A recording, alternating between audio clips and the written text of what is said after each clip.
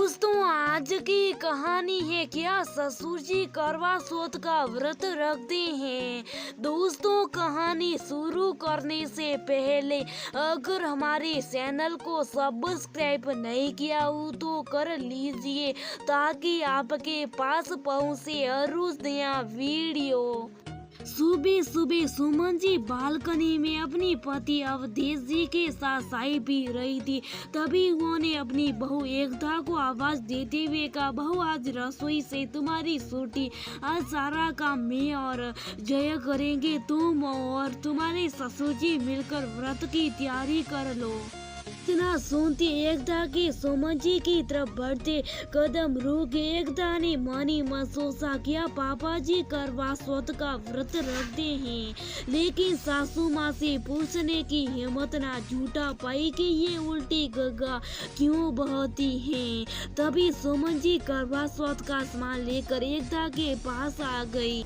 माँ जी आप, हाँ बहू, ये तुम्हारे लिए कपड़े और गहने जो आज शाम को पूजा में तुम पहना, जाओ देखो, देकर बताओ पसंद है ना तुम्हें। सुमन जी ने कहा, जी माँ जी अभी आती हूँ कहकर एकता वहाँ से कमरे में आ गई।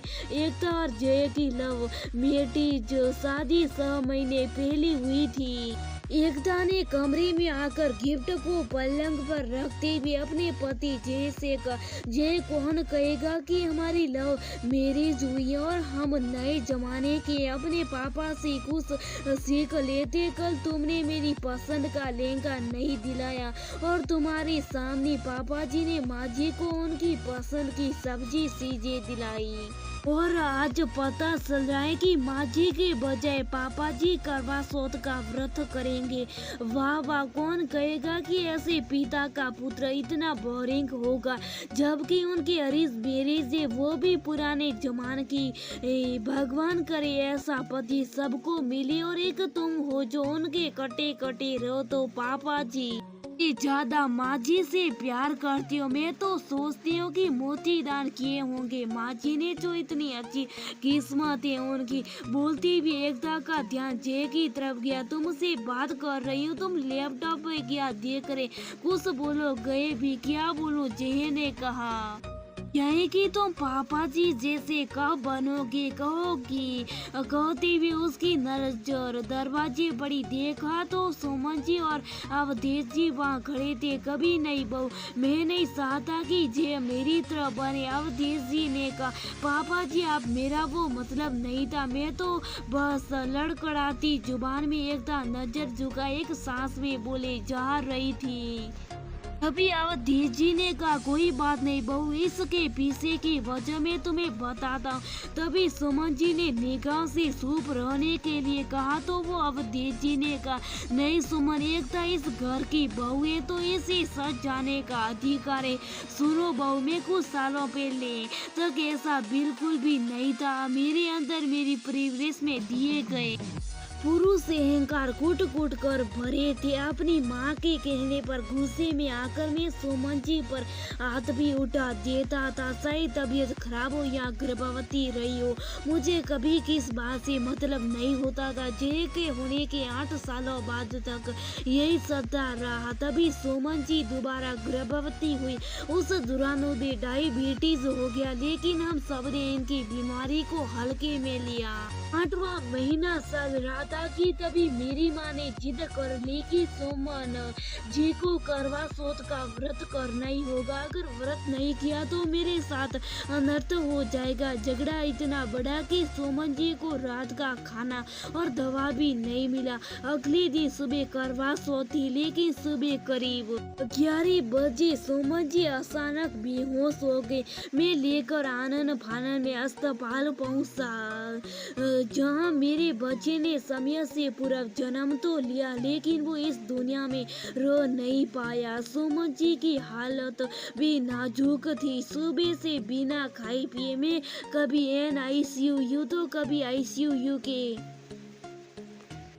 चक्कर लगा रहा था, तभी नर्सने लाकर मुझे गोद में मेरे बच्चे का मृत शरीर देते हुए कहा, सॉरी हम आपकी बेटी को नहीं बचा पाए।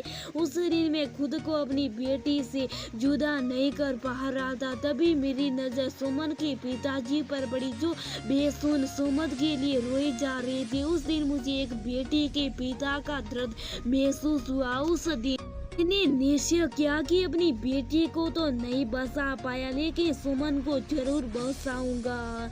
बाहर आया तो देखा औरतें करवा चौथ का व्रत कर रही थी, तो मुझे याद आया कि आज तो मैं भी सुबह से भूखा और साथ ही सिर्फ एक प्रार्थना की, अगर मेरी सुमन सही सलामत होकर घर गई तो मैं अपनी आखिरी सांस तक करवा चौथ का व्रत करूंगा। मैंने उस दिन पूजा की, सारी विधि की, अस्पताल जाकर सालनी से अपने साध को देखा जो बेसुध थी। अब इसे मेरी आस्था कहो या विश्वास, लेकिन सुमन ठीक हो गई। तब से मैं करवा चौथ का व्रत करता हूँ, लेकिन इतने अत्याचार सहकर भी कभी भी सुमन ने मुझसे या मेरी माँ से कोई शिकायत या बेर नहीं रखा। बहुत नसीब वाला तो मैं हूँ जो मुझे ऐसी पत्नी मिली।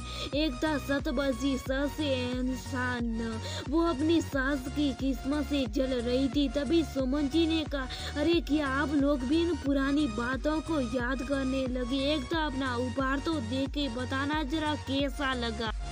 माँ जी वो ये तो वही लेंगे और गहने जो कल मैंने पसंद किए थे, लेकिन आपको कैसे पता चला? आप और पापा तो दूसरे काउंटर पर थे। एकता ने कहा, एक बेटी के मन की बात अगर माँ नहीं तो कौन जानेगा? बेटा वैसे आजकल शीशे लगाकर अच्छा काम करते हैं, ये दुकान वाले आसानी होती है निगरानी में, मैंने भी वही किया। सुमन जी ने हंसते हुए कहा।